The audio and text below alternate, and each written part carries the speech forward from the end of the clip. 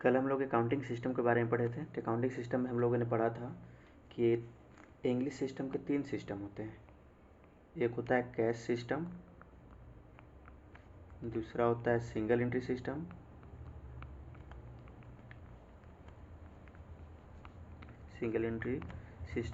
और एक होता है double entry system.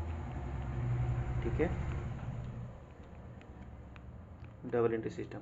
Cash system मैंने आपको बताया था कि जहाँ पे सिर्फ कैश ट्रांजेक्शन होते हैं वहीं पे उसको मेंटेन किया जाता है। एग्जाम्पल मैंने दिया था बैंक, इंश्योरेंस कंपनी और भी जितनी भी कंपनियां हैं जहाँ पे सिर्फ कैश ट्रांजेक्शन होते हैं वो आपको कैश सिस्टम फॉलो करेंगे। सिंगल एंट्री सिस्टम क्या है? सिंगल एंट्री सिस्टम को इनकम्प्लीट सिस्टम में बोलते हैं। कोई छोटे मोटे व्यवसाय या छोटे सॉल ट्रेडर वगैरह जो होते हैं वे इसको फॉलो करते हैं। इसका रिजल्ट जो होता है प्योर नहीं आता है, नेट प्रॉफिट नहीं आता है, इसलिए बहुत लोग इसको अवॉइड भी करते हैं सिंगल एंट्री सिस्टम को। ठीक है, अब बच्चा double entry system. Double entry system जो है ये बहुत ही डेवलप है, बहुत लोग इसको फॉलो करते हैं और पूरे विश्व में इसको फॉलो किया जाता है डबल एंट्री सिस्टम को। तो आज हम लोग डबल एंट्री सिस्टम के बारे में ही पढ़ेंगे। ठीक है, डबल एंट्री सिस्टम है क्या? मैंने आपको कल बताया था कि कोई भी ट्रांजेक्शन के 2 साइड होते हैं, एक डेबिट साइड, दूसरा क्रेडिट साइड। और डबल एंट्री सिस्टम जो है दोनों को लिखा जाता है। ठीक है, ट्रांजेक्शन के दोनों साइड को, एक डेबिट साइड को भी और क्रेडिट साइड को, इसीलिए उसको क्या बोला जाता है? Double entry. हर चीज़ का डबल एंट्री होता है, जितने ट्रांजेक्शन होते हैं उसका डबल एंट्री होगा। ठीक है, इसीलिए इसका नाम क्या है? Double entry system. इसमें मैंने आपको ये बताया कि पूरे विश्व में इसको फॉलो किया जाता है और ज़्यादा डेवलप भी है। इस वजह से इसमें बहुत सारे अकाउंट बनाए जाते हैं। ठीक है, जैसे इसमें फर्स्ट बनाया जाता है आपको डे बुक। डे बुक को ही हम लोग बोलते हैं मेमोरेंडम बुक। याद रखिएगा, एग्जाम में पूछता है memorandum book. Memorandum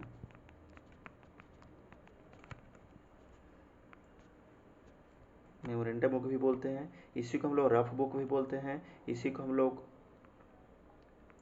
daily book भी बोलते हैं। ठीक है, ये सारी चीज़ें नाम है आपको डे बुक का। अब डे बुक होता क्या है आप ऐसे समझते चलो, बिल्कुल आसान भाषा में। किसी भी शॉप में, किसी भी दुकान पे जाओगे आप, ठीक है, तो उसके पास एक ही दिन में सारा अकाउंट बनाने का फुर्सत नहीं होता है कि वो सारा अकाउंट बना ले, जर्नल बना ले, लेजर बना ले, सारा कुछ बना ले और प्रॉफिट फिर निकाल ले। ऐसा संभव नहीं होता है क्योंकि एक दिन में बहुत सारे ट्रांजेक्शन होते हैं। किसी किसी दुकान में 2000, 4000, 5000 भी एक दिन में ट्रांजेक्शन हो जाते हैं। तो सारे ट्रांजेक्शन को एक बार में जर्नल एंट्री कर पाना संभव नहीं होता है। ठीक है, तो उसके लिए क्या बनाता है? डे बुक बनाता है, पूरे दिन का एक रिकॉर्ड बनाता है, आज क्या क्या लिखा है, सिर्फ शॉर्ट में लिख देगा। जैसे आपने उससे परचेज किए, आपने उसको पैसे दिए, तो डायरेक्ट लिख देगा कैश सेल्स, सेल्स लिख के भी छोड़ देगा। ठीक है, सेल्स लिखेगा, छोड़ देगा। इसको समझ में आ रहा है कि सेल्स किया कितना? 2000 का, जो भी अमाउंट है सीधा इसको लिख देगा 2000। ठीक है, वैसे ही अगर मान लीजिए आपने वहाँ पैसा जमा किया तो लिख देगा रिसीव्ड फ्रॉम जो आपका नाम है ए। ठीक है, मतलब ऐसे शॉर्ट में लिखता जाएगा। और ये जो पेज, इस पेज में सिर्फ शॉर्ट में ही लिखा जाएगा। तो ये पेज जो होता है इसी को डे बुक बोला जाता है। अब ये पेज जो है ना डेली बनता है, डेली इसे ऐसा पेज बनाएगा, इसलिए इसको डेली बुक भी बोलते हैं, डे बुक भी बोलते हैं। और इस पेज का यूज जो है सिर्फ रफ के लिए होता है। रफ बोले तो जैसे ही इसकी इस ट्रांजेक्शन जो हुई, रिसीव्ड कैश, सेल्स, ये सब चीज़ का एंट्री अगर जनरल बुक में हो गई, ठीक है, जैसे ही जनरल बुक में एंट्री होगी अब ये यूजलेस हो जाता है। ठीक है, यूजलेस हो जाएगा तो इसको फिर फेंक दिया जाएगा। तो यही होता है इसके साथ। ठीक है, कि जैसे ही इसका यूज होगा फिर उसको फेंक दिया, यानी रफ की तरह यूज किया जाता है, इसीलिए इसको रफ बुक भी बोला जाता है। ठीक है, इसी को रफ बुक भी बोला जाता है, इसी को आपको मेरेंडा बुक भी बोला जाता है, इसी को डेली बुक भी बोला जाता है, और इसी को डे बुक बोला जाता है। इतनी बात आपको समझ में आ गई होगी। और इसमें जितने ट्रांजेक्शन लिखे जाते हैं, इनको एंट्री किया जाता है जनरल बुक में। ठीक है, इसी को बोला जाता है जर्नल एंट्री करना। जर्नल एंट्री करना कहाँ से लिखी जाएगी? डे बुक से लिखा जाएगा जनरल में। ठीक है, इसके रूल होते हैं, मैं आपको आगे रूल बताऊंगा नेक्स्ट क्लासेस में कि किस रूल से इसको जर्नल एंट्री कैसे किया जाता है। ठीक है, नेक्स्ट है कि जब जर्नल एंट्री आपके बन जाती है, जर्नल एंट्री मतलब उसमें डेबिट एंड क्रेडिट करना, इतना माइंड में रखिएगा। डेबिट एंड क्रेडिट करना, कि डेबिट में किस कैसे लिखेंगे, क्या लिखेंगे, क्रेडिट में क्या लिखेंगे, ये होता है जर्नलाइजिंग। ठीक है, जब आपकी जर्नल कंप्लीट हो जाती है तो जर्नल कंप्लीट करने के बाद इसी से आपको इस जर्नल बुक से आपको बताया मैंने ना कि डेबिट एंड क्रेडिट लिखा जाता है। अब इससे क्या लेज़र बनाया जाएगा, इसी के आधार पे लेज़र किया जाएगा। हमने आपको बताया था कि अकाउंटिंग मीन्स क्या होता है, रिकॉर्डिंग। मैंने आपको बताया था रिकॉर्डिंग, याद होगी आपको, रिकॉर्डिंग। उसके बाद मैंने ये भी आपको बताया था कि इसमें क्या किया, समराइजिंग किया जाता है, समराइजिंग किया जाता है। और आपको इसमें क्या बताया गया था, आपको क्लासीफाई किया जाता है, समराइजिंग से पहले क्लासीफाई किया जाता है। ठीक है, तो रिकॉर्डिंग का मतलब हुआ जर्नल एंट्री, जर्नल एंट्री में रिकॉर्डिंग किया जाता है, उसके बाद लेज़र में क्लासीफाई किया जाएगा उसको।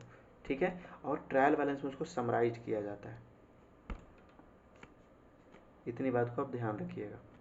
ठीक है, फिर से बताता हूँ एक बार, यहाँ पे आपको रिकॉर्ड किया जाएगा, रिकॉर्ड, इसका रूल अलग होता है, इसका रूल अलग होता है। यहाँ पे आपको क्लासीफाई किया जाएगा। ठीक है, और यहाँ पे आपको जो है ये समराइज किया जाएगा। ये इतने चीज़ें, अब इतने करने के बाद इसके बाद आगे आपका आता है फाइनेंशियल स्टेटमेंट। तो फाइनेंशियल स्टेटमेंट जो होता है, यहाँ पे आपको एक फाइनल अकाउंट बनेगा। ठीक है, फाइनल अकाउंट मीन्स इसमें आपको प्रॉफिट एंड लॉस पता चलेगा, और इसी में बनाया जाएगा बैलेंस शीट। यानी फाइनेंशियल स्टेटमेंट में दो चीज़, final account and balance sheet. इससे आपको पता चल जाएगी, बैलेंस शीट जो है आपकी फर्म की स्थिति का पता चलता है कि फर्म में कितने एसेट्स हैं और कितने की लायबिलिटी है। ये चीज़ें पता चलेंगी आपको बैलेंस शीट से। और प्रॉफिट एंड लॉस अकाउंट से आपको सिर्फ प्रॉफिट और लॉस का पता चलेगा, फर्म को कितने की प्रॉफिट हुई, कितने की लॉस हुई।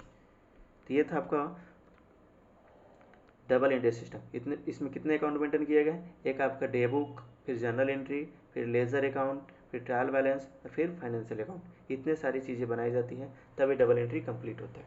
ठीक है, ऐसे तो 5 लाइन में ही दिख रहा है आपको कंप्लीट हो गई, लेकिन ये बहुत बड़ा है, जनरल बहुत बड़ा जाएगा, लेजर जाएगा, टले सारे एक चैप्टर बन जाएंगे आपके। ठीक है, तो आगे हम बात करते हैं। अब मैंने कल ये भी बताया था वो अकाउंट्स के बारे में बताने के लिए कि अकाउंट्स क्या होते हैं। मैंने आपको यहाँ बताया ना कि जितने भी ट्रांजेक्शन होते हैं उसमें अकाउंट ओपन किए जाते हैं। ट्रांजैक्शन, इसमें डेबिट और क्रेडिट करने के लिए अकाउंट ओपन किया जाता है। और ये अकाउंट जो है किस तरह के होते हैं, कितने होते हैं, अकाउंट किसको बोलते हैं, इन चीज़ों का आगे हम लोग डिस्कस करते हैं। आइए, अकाउंट का हिंदी होता है खाता। अकाउंट का मतलब होता है खाता। खाता मतलब क्या होता है, देखिए, account is a particular page for a particular person और thing in which all related transactions are recorded. इसका मतलब क्या हुआ कि अकाउंट जो है एक पार्टिकुलर पेज होता है, किसके लिए, पार्टिकुलर पर्सन या थिंग के लिए। ठीक है, जिसमें उनसे रिलेटेड, यानी कि उस पर्सन से रिलेटेड या फिर उस थिंग से रिलेटेड जितने भी ट्रांजेक्शन होंगे उसी में लिखे जाएंगे। अब इसको सिंपल वे में समझिए, खाता क्या होता है। अब किसी भी शॉप में जाते हो, किराना शॉप में, ठीक है, तो आपने अक्सर सुना होगा ऐसा, आपने अक्सर सुना होगा कि मेरे खाता पे लिख दीजिए। पक्का आपने ऐसा सुन रखा होगा कि मेरे खाता पे लिख दीजिए। ठीक है, तो खाता क्या होता है, जब भी कोई उधार करता है तो बोलता है ना खाता पे। तो खाता होता क्या, अब देखोगे ना उस खाता, तो उनके पास एक कॉपी होती है, उसमें एक प्रॉपर पेज बना होता है आपके नाम पे। मान लीजिए आपका नाम ए है, तो ए के नाम पे पेज बना रहता है। अब ए जितने भी सामान वहाँ से परचेज करेगा, ठीक है, जितना पैसा पेड करेगा, जितना उसका बचता है, सब कुछ इस पेज में लिखा जाता है। ठीक है, वैसे ही अगर कोई बी पर्सन है तो बी के लिए भी उन्होंने अलग पेज बना रखा होगा। ठीक है, अब बी जितना काम करेगा, जितना उसे पैसा लेगा, जितना पैसा देगा, कितने बाकी हैं, कितने जमा, सारा कुछ इस पर बी के लिखे जाएंगे। मतलब एक पर्सन के लिए सिर्फ एक पेज। वैसे ही बिजनेसमैन जो होते हैं हर चीज़ का अकाउंट बनाते हैं, थिंग्स का भी बना के रखते हैं। जैसे उन्होंने कहीं से अगर स्टॉक बना के रखा है, गुड्स का स्टॉक है, स्टॉक इसका भी पूरा कितने का स्टॉक उन्होंने खरीदा था, कितने सेल किया, कितना बचा है, हर चीज़ को मेंटेन करते हैं। तो यही जो आपके पार्टिकुलर पेज हुए, ये जो आपके पार्टिकुलर पेज हुए, इन्हीं को बोला जाता है अकाउंट। ये सारे क्या हैं, अकाउंट है। उम्मीद करता हूँ आपको समझ में आया होगा वीडियो। ठीक है, फिर से अकाउंट किसी भी एक पार्टिकुलर पेज को बोलते हैं जो किसी पार्टिकुलर पर्सन से रिलेटेड होता है। ठीक है, तो आपको ये समझ में आ गया होगा अकाउंट। आगे चलते हैं टाइप्स ऑफ अकाउंट। अब इस अकाउंट को बांटते कैसे हैं, कितने तरह के अकाउंट होते हैं। ठीक है, तो अकाउंट जो होते हैं जनरली दो तरह के होते हैं। एक तो आपका होता है पर्सनल, पर्सन से रिलेटेड होगा। ठीक है, और दूसरा होता है इम्पर्सनल, जो कि पर्सन नहीं है। ठीक है, या तो पर्सन होगा या फिर पर्सन नहीं होगा। पर्सन मतलब जो या तो व्यक्ति है या फिर व्यक्तियों से रिलेटेड है, व्यक्ति की तरह ट्रीटमेंट होता है। ठीक है, लेकिन एक इम्पर्सनल क्या है, जो पर्सन नहीं है और ना ही पर्सन की तरह उसका ट्रीट होता है, उसको बोलते हैं इम्पर्सनल। अब देखिए इसके टाइप्स भी हैं, पर्सनल और इम्पर्सनल के भी टाइप्स बने हुए हैं, और इससे एग्जाम में क्वेश्चन यहीं से आता है। जो अच्छे एग्जाम, अच्छे लेवल के एग्जाम होते हैं, जैसे इस बार ईपीएफओ में पूछ रखा था इन्होंने, ये वाला पूछा था इन्होंने कि ओएस सैलरी कौन सा अकाउंट होता है। ठीक है, तो ये पर्सनल अकाउंट होता है। और उन्होंने तो और डीप बनाया था इसको कि ओएस सैलरी जो पर्सनल का कौन सा अकाउंट होता है, तो रिप्रेजेंटेटिव पर्सनल अकाउंट होता है, ये बताना था। ठीक है, तो मैं आपको एक एक करके समझाते चलता हूँ। पर्सनल अकाउंट देखिए, जनरली कोई आपसे अगर पूछेगा कि कितने अकाउंट होते हैं, तो आपको 3 बताने हैं। एक ये, दूसरा ये, और तीसरा ये। यानी कि first personal account, real account and nominal account. ठीक है, 3 अकाउंट होते हैं। और ये अगर डीप में कोई पूछे तब बताओगे आप पर्सनल एंड इम्पर्सनल। ठीक है, और ये जो तीनों अकाउंट मैं इसलिए बता रहा हूँ आपको क्योंकि तीनों के लिए रूल अलग अलग होते हैं। पर्सनल के लिए रूल जनरल एंट्री का अलग होगा, रियल के लिए अलग होगा, और नॉमिनल के लिए अलग होगा। एक एक लाइन का रूल है, इजी वे में याद हो जाएगी, लेकिन होते हैं अलग अलग। पर्सनल अकाउंट किसको बोलते हैं, जो पर्सन से रिलेटेड होता है। जैसे Rakesh account, Mukesh account, H traders account. ठीक है, और किसी भी कंपनी से रिलेटेड अकाउंट या फिर कैपिटल, ये सारे क्या हैं, पर्सनल अकाउंट है। ठीक है, रियल अकाउंट में क्या क्या आते हैं, कैश आता है, cash account, goods account, assets account. Assets किसको बोलते हैं, संपत्ति को। और नॉमिनल अकाउंट में क्या क्या आते हैं, नॉमिनल अकाउंट में जितने भी एक्सपेंसेस हैं और जितने प्रॉफिट हैं, जितने गेंस हैं, इनकम है, सारे ये सब नॉमिनल में आ जाते हैं। जैसे सैलरी, रेंट। रेंट आपको मिल भी सकता है, आप किसी को दे भी सकते हैं, यानी कि एक्सपेंस हो सकता है, इनकम भी हो सकता है। सैलरी एक्सपेंस भी हो सकता है, इनकम भी हो सकता है। कमीशन, कमीशन भी आपको मिल सकता है या फिर आपको देना पड़ सकता है, एक्सपेंस भी हो सकता है एंड इनकम भी हो सकता है। ठीक है, इंटरेस्ट, ये सारे आइटम जो हैं नॉमिनल कहलाते हैं। ठीक है, और रियल, रियल में क्या क्या आते हैं, कैश, गुड्स एंड एसेट्स। अब पर्सनल, पर्सनल थोड़ा डीप है, इसको ज़्यादा समझिएगा। देखिए पर्सनल में क्या है, पर्सनल तीन तरह के होते हैं। पर्सन 3 तरह के पर्सनल अकाउंट। एक तो होगा कि नेचर से ही पर्सन है। ठीक है, जैसे राम से account, Mukesh account, Sita account, Geeta account, ये सब क्या है, राकेश कहीं ना कहीं कोई एक पर्सन होगा, किसी न किसी पर्सन का नाम होगा राकेश, यानी कि वो नेचर से ही पर्सन है, इसलिए इसको नेचुरल पर्सनल अकाउंट बोलते हैं। मुकेश भी क्या है, नेचर से ही पर्सन है, किसी न किसी पर्सन का ही मुकेश नाम होगा। ठीक है, इसलिए ये पर्सनल अकाउंट है। ऐसे ही 2-3 एग्जाम्पल और आप अपने आप से सोच लीजिएगा कि नेचुरल में और कौन कौन से अकाउंट आएंगे। ठीक है, मतलब जो नेचर से ही पर्सन है उनके नाम का जो अकाउंट होगा वो नेचुरल पर्सनल अकाउंट। ठीक है, एक आर्टिफिशियल पर्सनल अकाउंट होता है। आर्टिफिशियल पर्सनल अकाउंट का मतलब, आर्टिफिशियल का मतलब होता है बनावटी, जो नेचर से पर्सन तो नहीं है, नेचर से पर्सन नहीं है, फिर भी वो पर्सन की तरह ट्रीट किए जाते हैं। जैसे एच ट्रेडर्स, किसी भी कंपनी का नाम, किसी भी संस्था का नाम। ठीक है, वो सारे आर्टिफिशियल पर्सनल अकाउंट कहलाते हैं। जैसे एच ट्रेडर्स, जैसे आप बोलते हो ना कि एच ट्रेडर्स से मैंने ये सामान खरीदा, एच ट्रेडर्स को मुझे पैसा देना है, एच ट्रेडर्स से मुझे पैसा लेना है। ठीक है, तो लेने देने का काम कौन, पर्सन करता है, इसलिए पर्सन की तरह रोल कर रहे हैं, इसलिए इसको आर्टिफिशियल पर्सनल अकाउंट बोलते हैं। लेकिन नेचर से क्या है, होम ट्रेडर्स है या फिर जो भी एच ट्रेडर्स है, कहीं ना कहीं ये पर्सन थोड़े, पर्सन नहीं है, लेकिन फिर भी पर्सन की तरह ट्रीट हो रहा है, इसलिए से आर्टिफिशियल पर्सनल अकाउंट। ठीक है, लॉ प्राइवेट लिमिटेड, ठीक है, जियो कंपनी, एयरटेल कंपनी, ये सारे कंपनी के जितने नाम आएंगे इसमें आर्टिफिशियल पर्सनल अकाउंट बोलेंगे। ऐसे ही आप 5-6 एग्जाम्पल और सोच लीजिए आप कि आर्टिफिशियल पर्सनल अकाउंट में और कौन कौन से आएंगे। ठीक है, इसके बाद हम लोग चलते हैं representative personal account. Representative personal account मतलब कि ये पर्सन जो है किसी बदले में आते हैं, किसी दूसरे पर्सन के बदले में आते हैं अकाउंट, उसको बोलते हैं रिप्रेजेंटेटिव पर्सनल अकाउंट। ठीक है, किसी दूसरे पर्सन के बदले में आते हैं, उसको क्या बोलते हैं, रिप्रेजेंटेटिव पर्सनल अकाउंट। जैसे कैपिटल, कैपिटल जो है ये ऑनर के बदले में लिखा जाता है। पूरे बिजनेस में कहीं भी ऑनर का नाम आपको नहीं मिलेगा, ठीक है। सिर्फ स्टार्टिंग में जो उसकी ट्रीटमेंट होती है, लीगल ट्रीटमेंट, बस उतने में ही होगा। उसके बाद कैपिटल में कहीं भी अकाउंटिंग होगी तो अकाउंटिंग में ऑनर का नाम नहीं होता है। ऑनर जब भी पैसा देगा तो उसको कैपिटल लिखते हैं। तो कैपिटल जो है ऑनर को रिप्रेजेंट करता है, और ऑनर जो है कहीं ना कहीं क्या होगा, कोई पर्सन होगा, ठीक है। इसलिए इसको पर्सनल अकाउंट में ट्रीट करते हैं, ठीक है। ड्राइंग्स जो है ये भी ऑनर को ही रिप्रेजेंट करता है। ऑनर जब पैसे निकालता है बिजनेस से उसको बोलते हैं ड्राइंग्स, ठीक है। तो ये जब ऑनर निकालेगा तभी ड्राइंग्स बोलेंगे, अदर कोई पर्सन निकालेगा तो उसको ड्राइंग्स नहीं बोलेंगे। ऑनर जब पैसा देगा तब भी उसको कैपिटल बोलेंगे, अदर कोई पर्सन पैसा देगा तो उसको कैपिटल नहीं बोलेंगे। इसलिए ऑनर को रिप्रेजेंट करता है, और ऑनर कहीं ना कहीं क्या होगा, पर्सन होगा, इसलिए इसको बोलते हैं पर्सनल अकाउंट, ठीक है। ओएस सैलरी, अब ओएस सैलरी क्या है, बकाया सैलरी।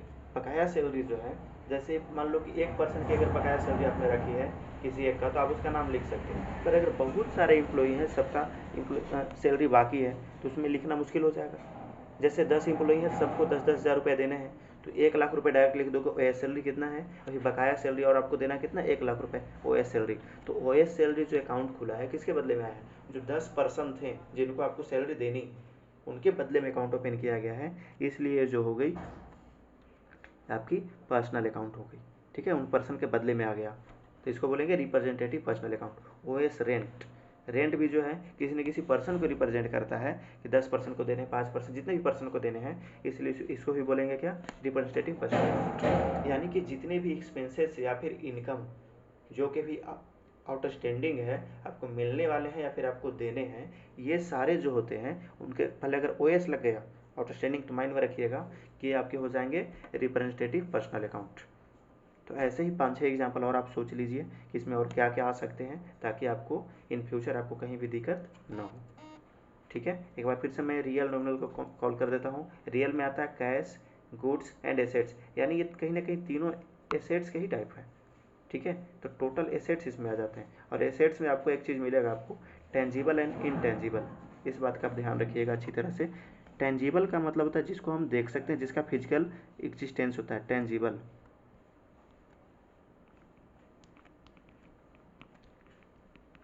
टेंजिबल, और एक होता है इनटेंजिबल, इसी को बोलते हैं इनटेंजिबल को इनविजिबल भी, इनटेंजिबल, ठीक है। ये दोनों इसमें ही आ जाएंगे रियल में। नॉमिनल में टोटल एक्सपेंसेस आते हैं, इतना माइंड में रखिएगा। इसमें एक्सपेंसेस आते हैं, प्रॉफिट आता है, गेंस आता है, इनकम आता है, उसके जितने भी आइटम रहेंगे सारे नॉमिनल अकाउंट कहलाएंगे। जैसे डिस्काउंट अकाउंट नॉमिनल अकाउंट होगा, लॉस बाई फायर अकाउंट ये भी नॉमिनल अकाउंट होगा, loss by stolen account, loss by theft account, ठीक है।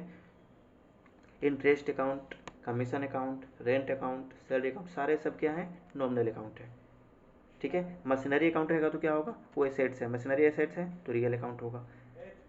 कैश जो है वो आपका रियल अकाउंट होगा। गुड्स जो है, गुड्स से रिलेटेड जितने भी रहेंगे, जैसे परचेज रहेंगे, सेल्स रहेंगे, नॉमिनल सेल्स रहेंगे, सेल्स रिटर्न रहेगा, परचेज रिटर्न रहेगा, स्टॉक रहेगा, ये सारे गुड्स से रिलेटेड है तो ये रियल अकाउंट है। अगर पर्सन से रिलेटेड कोई भी अकाउंट होगा तो पर्सनल अकाउंट होगा, जैसे Rakesh account, Mukesh account, H traders account, love private limited, Jio company, Airtel company account, capital account, drawings account, OS salary, ये सारे पर्सनल अकाउंट होंगे। तो उम्मीद करता हूँ कि आपको समझ में आया होगा। आज के वीडियो इतना ही, अगले दिन आपको मैं जनरलाइजिंग का रूल बताऊंगा, ठीक है। ये 3 अकाउंट से ही आपको, मैंने आपको बताया ना आज, ये 3 अकाउंट मेन होते हैं आपके, एक पर्सनल अकाउंट, दूसरा रियल अकाउंट और तीसरा नॉमिनल अकाउंट। ये तीनों से आपको मैं अगले दिन रूल बताऊंगा, जिसको गोल्डन रूल बोलते हैं। हम लोग अभी ट्रेडिशनल से चल रहे हैं, ये जो आपको मैंने अकाउंट बताया ये ट्रेडिशनल अप्रोच में यानी ब्रिटिश अप्रोच में है, ठीक है। अगर आपको इन फ्यूचर आपने अगर वैसा बताया, आपको लगेगा कि आपको मॉडर्न अप्रोच की भी ज़रूरत है, तो मैं मॉडर्न अप्रोच पे ही वीडियो बनाऊंगा, पर पहले ट्रेडिशनल ख़त्म करने के बाद। Thank you.